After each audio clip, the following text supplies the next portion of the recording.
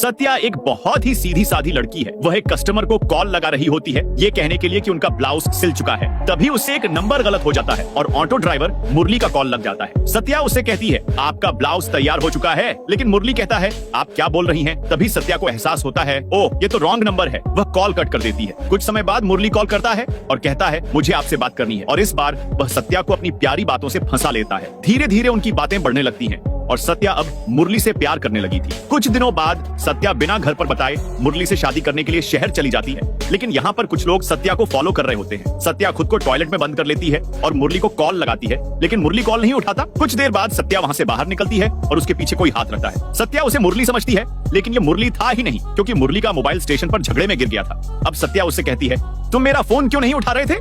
अब यह आदमी मुरली का मोबाइल स्विच ऑफ कर देता है। सत्या घर पर झूठ बोलकर मुरली से मिलने के लिए आती है, लेकिन मुरली को उसने कभी नहीं देखा। स्टेशन पहुंचकर वह किसी और को ही मुरली समझने लगती है और उसी के साथ जाने लगती है, लेकिन तभी मुरली वहां पर आ जाता है और सत्या उसकी आवाज पहचान लेती है। यह देखकर वह अनजान आदमी वहां से चला जाता है। अब यह देखकर सत्या डर जाती है कि वह किसी और के साथ जा रही थी। मुरली उसको रिलैक्स करता है और दोनों बात करते करते पार्क में आके बैठ जाते हैं, लेकिन मुरली देखता है कि वह अनजान आदमी उनको फॉलो कर रहा है। तभी मुरली उठ के उससे बोलता है तुम हमारा पीछा क्यों कर रहे हो? आर के कहता है ये तुम्हारा पार्क नहीं है, समझे? और बस फिर इन दोनों में हाथापाई हो जाती है। इतने में पुलिस आ जाती है और सब लोग आरके की ओर इशारा करते हैं और पुलिस आरके को पकड़ लेती है। अब फिर मुरली सत्या को एक लॉज में ले जाता है। इसके बाद मुरली खाना लेने बाहर जाता है और हम देखते हैं कि मुरली एक औरत से कहता है यही है वह लड़की जिसको मैंने प्यार में फंसाया है। मतलब मुरली एक गर्ल सप्लायर है जो लड़कियों को प्यार में फंसाकर बेचता है, और यह औरत एक धंधे वाली है। इन लोगों की बात सत्या सुन लेती है और सोचती है कि वह कहाँ फंस गई। वह मुरली से बाहर जाने के लिए कहती है, लेकिन अब मुरली का बर्ताव बदलने लगता है और मुरली दरवाजा बंद करके सत्या के साथ जबरदस्ती करने लगता है। सत्या किसी तरह उसे धक्का देकर बाथरूम के अंदर पहुंचकर दरवाजा लॉक कर लेती है। मुरली दरवाजा तोड़ने की कोशिश कर ही रहा होता है, लेकिन तभी आरके आ जाता है और वह आकर मुरली पर टूट पड़ता है। आरके के आने के बाद सत्या अभी भी डर के मारे दरवाजा नहीं खोलती।